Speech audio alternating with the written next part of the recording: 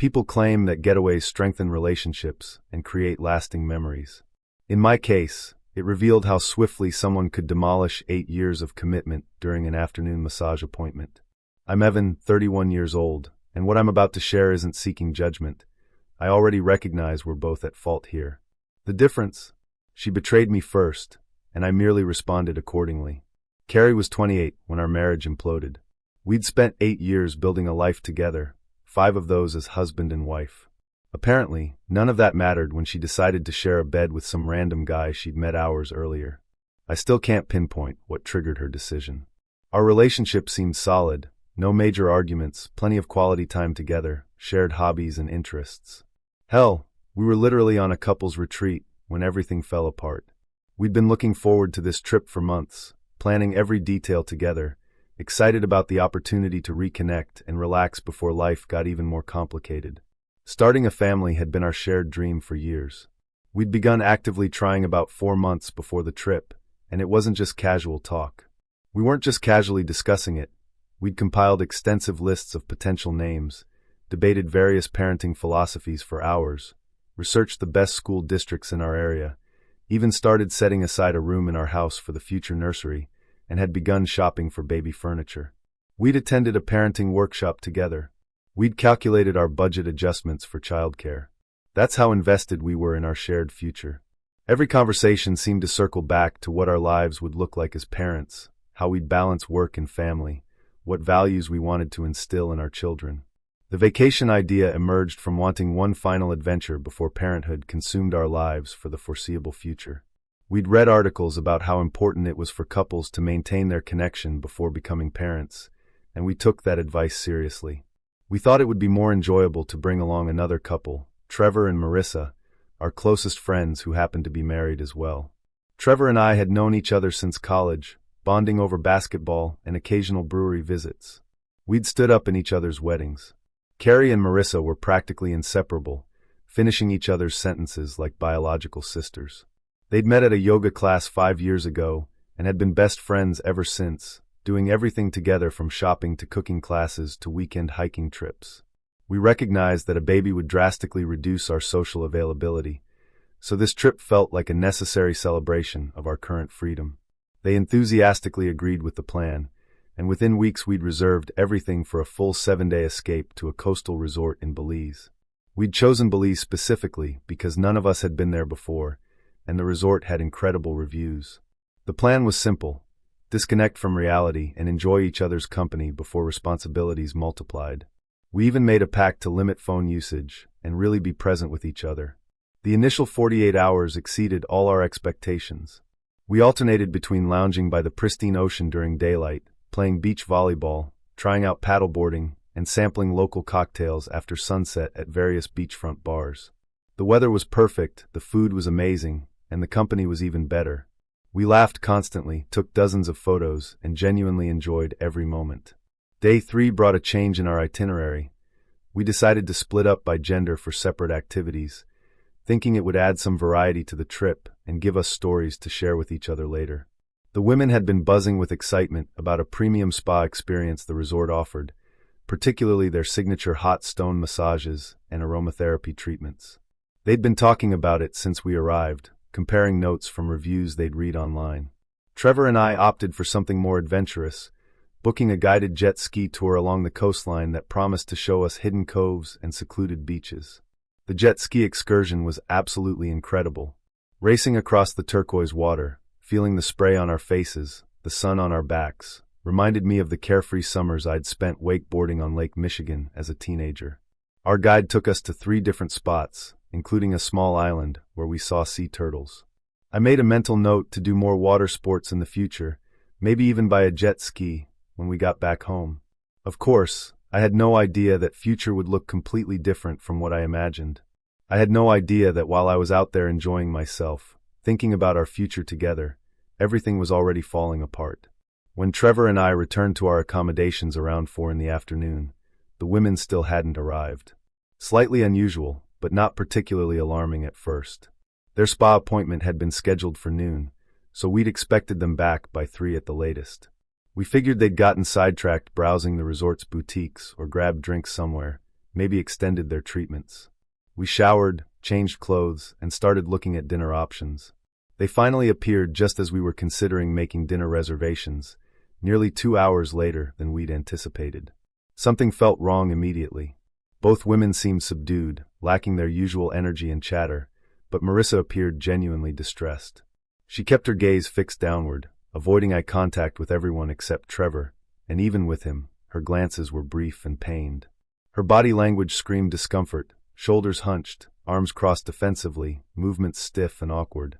Trevor didn't seem to register anything amiss at first, chatting casually about our jet ski adventure. I asked casually how their spa day went, trying to sound normal despite the obvious tension in the air. Carrie responded with forced enthusiasm that it was absolutely amazing, going into unnecessary detail about the massage techniques and the essential oils they'd used, her words coming out too fast. Marissa just nodded silently, not adding anything to the conversation. I didn't press the issue at dinner, assuming they'd had some minor disagreement about shopping or restaurant choices. Friends bicker sometimes. It's completely normal, especially when spending concentrated time together on vacation. I figured they'd reconcile naturally, as they always did. They'd had small disagreements before over the years, and they always worked through them quickly. No point in creating awkwardness by acknowledging the tension directly or making them discuss it in front of all of us. I thought I was being respectful of their friendship by giving them space to work it out privately. Back in our suite later that evening, after we'd all split up for the night, I gently probed Carrie about whether everything was all right. She seemed genuinely surprised I'd noticed anything, her eyes widening slightly as she asked what I meant. I mentioned the strange atmosphere at dinner and the obvious tension between her and Marissa, how quiet they'd both been compared to their usual animated conversations. She dismissed it casually, waving her hand dismissively, claiming they'd had a trivial disagreement about whether to visit a local market after their treatments, nothing serious at all. She assured me everything would be completely normal by morning, that these little things always blew over quickly. She even laughed a little, saying I was being too observant for my own good. I remember feeling relieved, actually smiling as I hugged her. I didn't want anything poisoning the atmosphere of our vacation, especially not a disagreement between our closest friends. Looking back, everything was already poisoned, I just didn't know it yet. I was sleeping next to someone who'd betrayed me just hours earlier, and I had absolutely no idea. Trevor knocked on my door early the next morning, right after the women had left for a snorkeling excursion they'd booked days earlier. I was still in my pajamas, having just made coffee, when I heard his knock. One quality I've always valued about Trevor is his directness. He doesn't dance around difficult conversations or try to sugarcoat bad news. He asked to come in with an unusually serious expression, sat me down on the balcony furniture, took a deep breath, and delivered the news without preamble. Marissa told me Carrie cheated on you yesterday. I'm so sorry, man, but you need to know. The words hit me like a physical blow to the chest. My coffee cup froze halfway to my lips. My mind raced through a dozen explanations simultaneously. Their late return, the weird energy at dinner, Marissa's obvious discomfort, Carrie's overly detailed explanation of their day. But even with those puzzle pieces suddenly clicking into place, I couldn't reconcile the image of Carrie committing infidelity. It seemed fundamentally impossible, like hearing that gravity had reversed or the sun had risen in the west. Carrie and I didn't cheat. That wasn't who we were. That wasn't our relationship. I asked Trevor if Marissa was absolutely certain about her accusation, my voice coming out strained and strange. I emphasized how serious the claim was, suggesting maybe there'd been a misunderstanding, maybe she'd misinterpreted something. His expression remained grave as he confirmed that Marissa was completely sure, and he believed her without question. He said he'd never seen his wife so upset, that she'd cried for an hour before finally telling him everything. Then he explained what had transpired in their room after dinner the previous night. Like me, Trevor had noticed his wife's unusual behavior and waited until privacy to address it. When he'd asked what was wrong, Marissa hadn't attempted to hide anything or make excuses. She explained that after finishing their spa treatments around 2:30, feeling relaxed and happy, she and Carrie had decided to take a leisurely walk along the shoreline instead of heading straight back. The weather was perfect, the beach was beautiful, and they wanted to extend their girls' day a bit longer. Within minutes, they'd been approached by a group of local men, 3 of them, probably in their mid-20s. Marissa hadn't felt threatened initially. The beach was fairly populated with tourists and locals, the sun was still bright, and she appreciated the opportunity to interact with residents and learn about the local culture. They chatted casually for several minutes about the area, where good restaurants were, what activities they'd recommend. Marissa's comfort evaporated when she observed Carrie's demeanor shift from friendly to unmistakably flirtatious within just a few minutes. According to Marissa, Carrie began displaying obvious interest in these strangers, making suggestive comments, laughing too loudly at things that weren't that funny, and touching their arms during conversation in a way that was clearly inappropriate for a married woman. Marissa attempted subtle interventions at first, trying to redirect the conversation or suggest they should head back, even announcing loudly that their husbands would be expecting them soon and wondering where they were. Carrie had apparently shot her an annoyed, almost angry glare for mentioning our marital status, as if Marissa had violated some unspoken agreement. The comment didn't deter the men at all. If anything, they seemed more interested.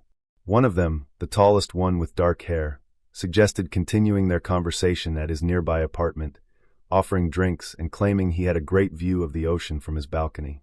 Marissa declined firmly and clearly, telling Carrie directly that it was time to leave, that they needed to get back.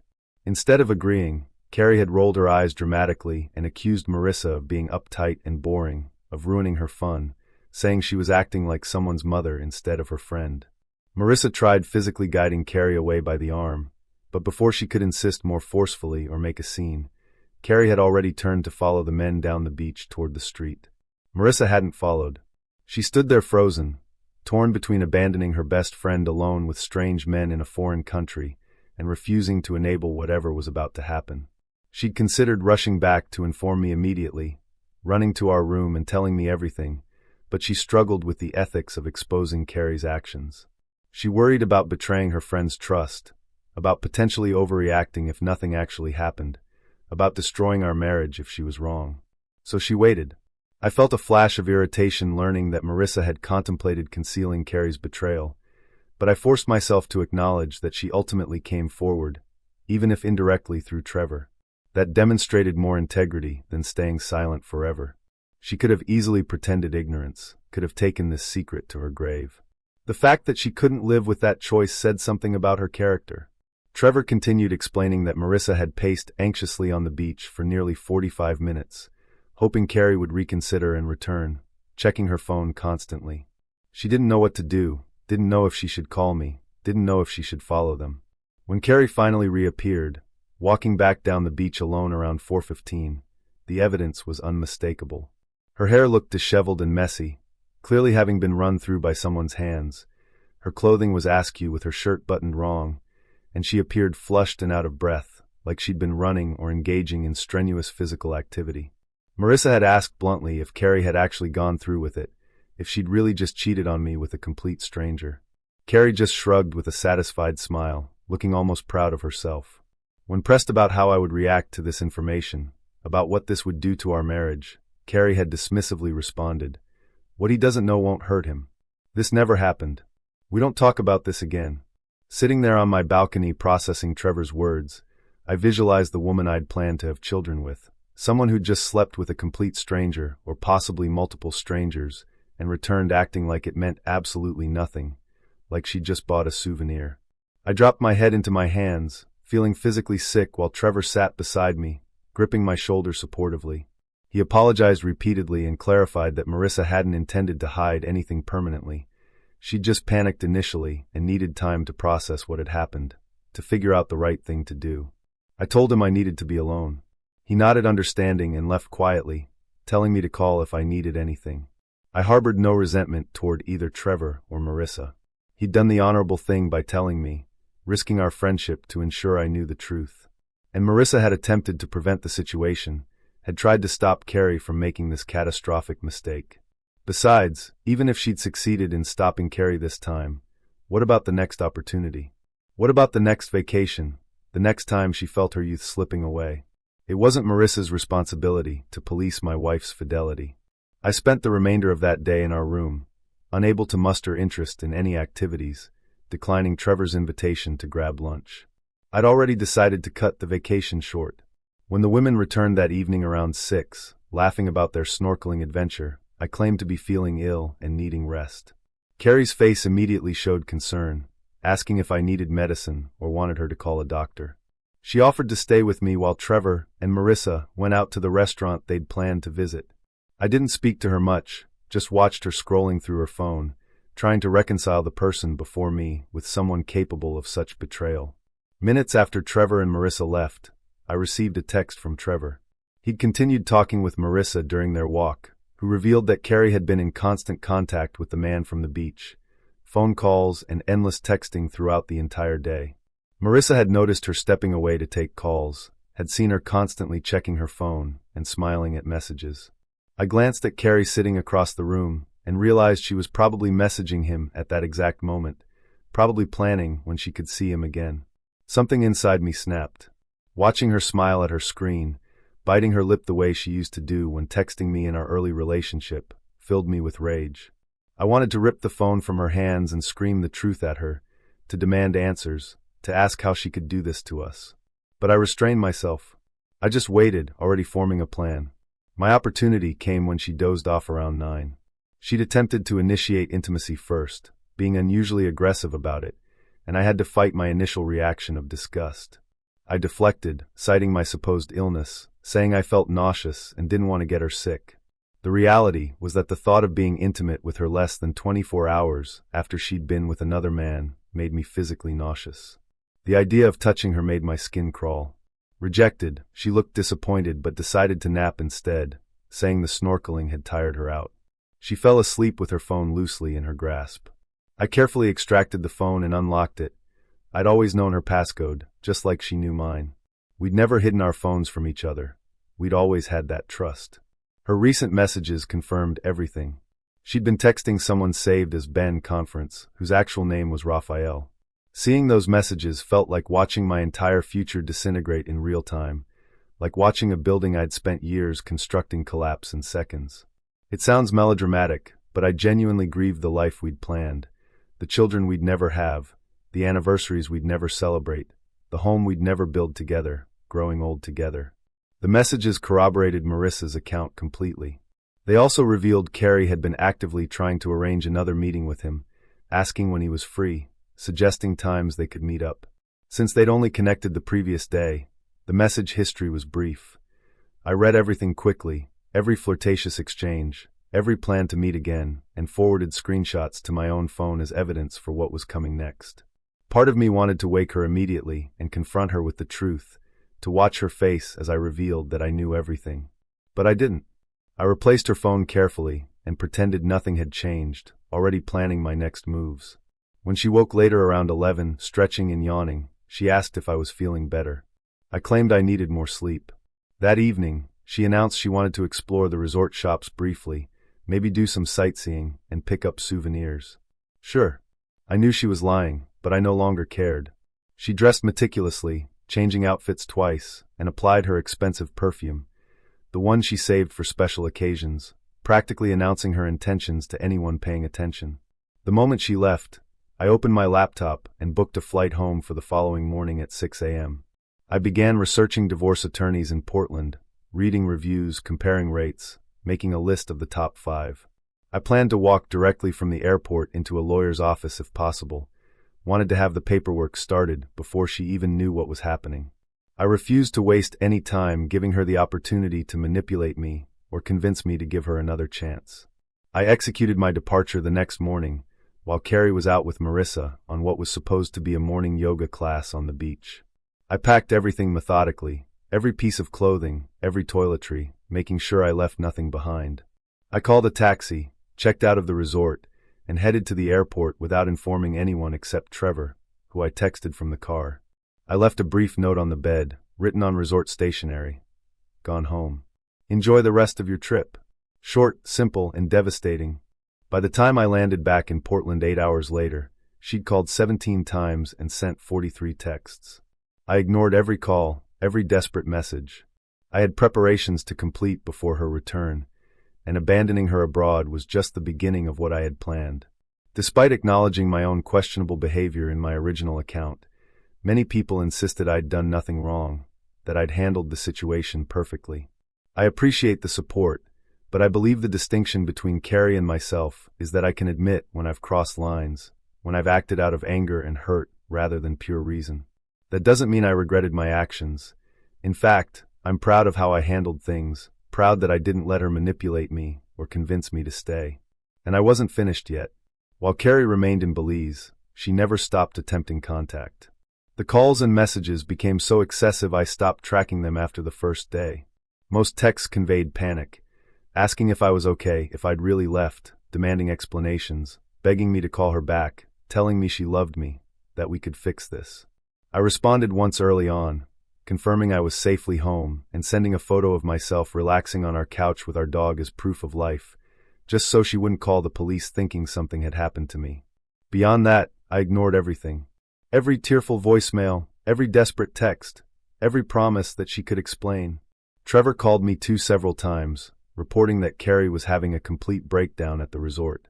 She'd apparently berated hotel staff, demanding to know how they'd allowed me to leave without her, as if monitoring guests' relationship status was their responsibility. She'd shown up at their room at 2 a.m, crying and asking if they knew where I was. He asked me what my plan was and wanted me to communicate with her, said she was making everyone uncomfortable. I told him the same thing I'd told her. We'd talk when she returned to Portland.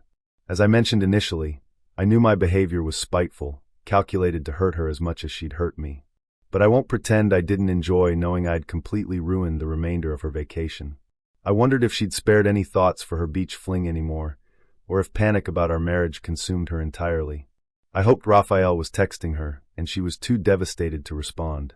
She couldn't change her return ticket to an earlier flight because the airline wanted a $1,000 change fee, and she couldn't or didn't want to spend the extra money on buying an entirely new ticket, especially after I froze our joint account on my lawyer's advice. She was stuck there for 4 more days, forced to continue the vacation she'd destroyed. By the time she arrived home at our house in Portland, another surprise awaited her. I was there when she opened the door, standing in our empty living room, but all my belongings had been removed. Every piece of furniture I'd brought into the marriage, every book, every photo of just me, every item that was mine alone.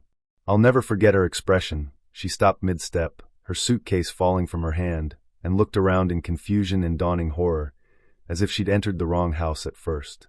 Her first question was where all my things had gone, asked in a small, broken voice. Her voice trembled like she might cry. I think reality was finally penetrating her denial. She was beginning to understand that I knew everything, that this wasn't just me being dramatic or needing space. I didn't respond immediately, just stood there watching her, wanting her to feel the weight of what she'd done. She approached cautiously, her hands shaking, pleading, "Please tell me we're okay. Please tell me you were just trying to scare me. Please tell me you still love me." That response confirmed she knew exactly why I'd left. She reached toward me, but I stepped back deliberately. She flinched as if I'd struck her, her hand dropping to her side. I told her we needed to talk, but she interrupted immediately, begging me not to say whatever I was planning. She insisted we could work through this, tears already streaming down her face, mascara running. She claimed we didn't need to discuss it, we could pretend nothing happened, could move forward, could go to counseling. She'd even forgive me for abandoning her in Belize, for humiliating her in front of Trevor and Marissa, for freezing our bank account. The audacity was stunning. She'd forgive me? I asked if she genuinely believed our actions were equivalent, if she really thought leaving her on vacation was the same as cheating. She sniffled and argued that what she'd done wasn't as serious as I was making it seem, that she'd made one mistake and I was destroying our entire marriage over it. She didn't bother denying the infidelity. Perhaps she knew I'd seen her messages, or maybe Trevor or Marissa had warned her that I knew. Either way, she admitted it but attempted to minimize the significance, to make it seem like a small thing that any reasonable person would forgive. Her justification was that it had been an honest mistake fueled by vacation excitement and alcohol, that she hadn't been thinking clearly, that it meant nothing to her. I told her to stop lying and reminded her that Marissa had been there too, experiencing identical circumstances, same vacation, same excitement, probably drank more than Carrie did. Somehow Marissa hadn't ended up in a stranger's bed. She had an explanation for that as well, had clearly been rehearsing her excuses during the long flight home. She claimed her situation was different because she was about to undergo a massive life transformation. Impending motherhood supposedly made everything different, made her panic about losing her identity. She couldn't articulate how exactly. The best rationalization she managed was that she felt her youth slipping away rapidly, that once we had a baby she'd just be mom forever, and having a man find her attractive made her feel young again, made her feel like herself one last time before everything changed. I pointed out that he didn't find her attractive. He was one of many men who prey on vulnerable tourists looking for easy targets. He recognized an easy target, and she'd confirmed his assessment perfectly. I reminded her that I was also facing imminent parenthood, also confronting a significant life change that would alter my identity forever, yet somehow I'd managed not to sleep with random strangers on the beach. Interesting how she was the only one incapable of making the right choice, the only one who needed to feel young again. I told her there was nothing that would compel me to spend another night under the same roof as her, that being in the same room made me feel sick. I'd completely lost every shred of love and respect I'd ever held for her. The woman I'd married wouldn't have done this. The woman I'd married wouldn't have thrown away 8 years for a stranger. My only disappointment was that I couldn't have my final surprise ready in time. I was filing for divorce and wished the paperwork could have arrived before she did so she'd walk into being served. I watched her face as she realized this wasn't just a fight, that I didn't care about her excuses because my decision was already made, was absolutely final. She began rambling desperately, begging me to reconsider, saying we'd been together for 8 years, that I couldn't just throw that away. She even asked, "What about our child? What about the baby we were trying for?" Which only intensified my anger by reminding me of everything she'd destroyed for momentary gratification, for feeling young. She accused me of giving up over a single mistake, of not loving her enough to fight for our marriage. I corrected her, noting I'd seen her texts and knew she'd met him again the following day, that it wasn't a single mistake, but a deliberate choice made twice. Her silence confirmed it. She argued it wasn't fair that I'd made this decision without consulting her first, without giving her a chance to make it right. She insisted we could have reached an understanding if we'd just communicated, if I'd just given her a chance to explain. I said the only discussion we could have had would be determining who moved out. I'd simply volunteered and made it easy for her, saved us both the argument. Then I walked out. It was that simple, getting in my car and driving away to the apartment I'd rented 2 days earlier. After all, I'd already relocated my belongings while she was trapped in Belize. She followed me to the car, face swollen and red from crying, pleading desperately, grabbing at my arm. I didn't look back, didn't acknowledge her pain. She started calling again while I drove away, watching her shrink in my rearview mirror. I never answered, and I never called her number again. Every subsequent communication happened through attorneys. The divorce itself? Not pleasant, they never are, but it could have been worse. She attempted to argue I'd abandoned her overseas, tried to paint me as cruel and vindictive. But my lawyer demolished that claim systematically. She'd had a return ticket, a paid hotel room, and there was the crucial context that I'd just discovered her affair. The judge ruled I hadn't mistreated her and didn't factor her complaints into the settlement. The silver lining was avoiding alimony. She earns comparable income to mine, though her spending habits are considerably worse, always buying things we couldn't afford. I'm also grateful we never succeeded in having children. The absence of custody complications made everything cleaner, and I'm not financially responsible for child support for the next 18 years. Looking back, she tried to pretend it never happened, blamed alcohol and excitement, suggested we could work through it. The sheer audacity still amazes me.